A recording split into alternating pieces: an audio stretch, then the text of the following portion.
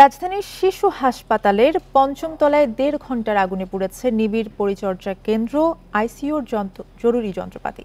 আগুন লাগার পরপরই তাৎক্ষণিকভাবে আইসিইউ থেকে সরিয়ে নেওয়া হয় রোগীদের। ফায়ার সার্ভিসের ধারণা এসি বিস্ফোরণ থেকে আগুনের সূত্রপাত। এ ঘটনায় ৫ সদস্যের তদন্ত কমিটি গঠন করা হয়েছে।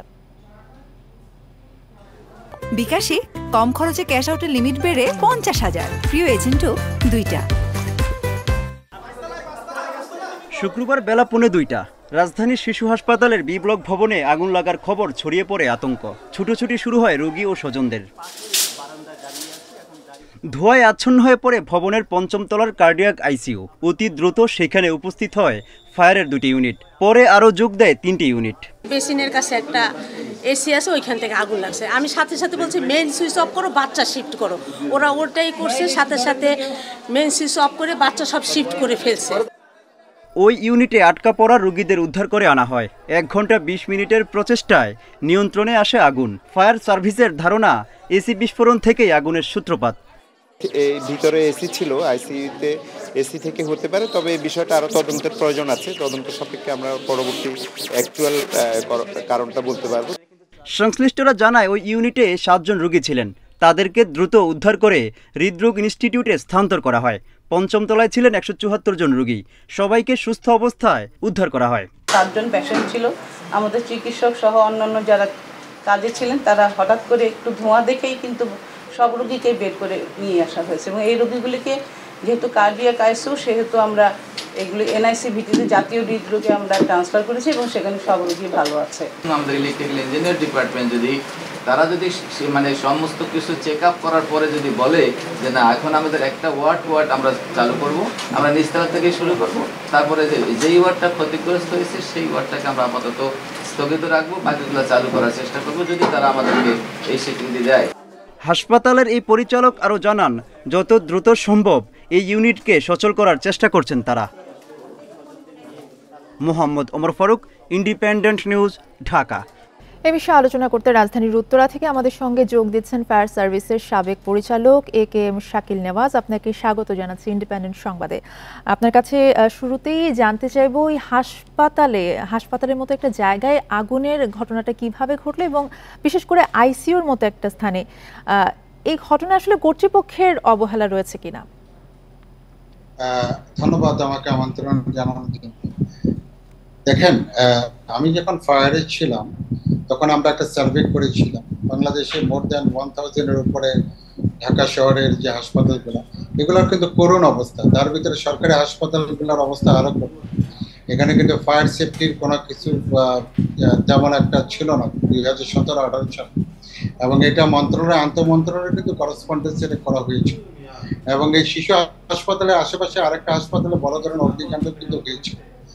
তো আমার কথা হলো যে এতগুলো আগুন হওয়ার পরেও, এবং আপনারা এখানে বললেন যে রিসেন্টলি একটা আগুন 2বার ধরেছি, তারপরেও তাদের একটা কর্ণপাত হলো না কেন, সেখানে কিন্তু কোশ্চেন এখানে কিন্তু হয়ে গেছে।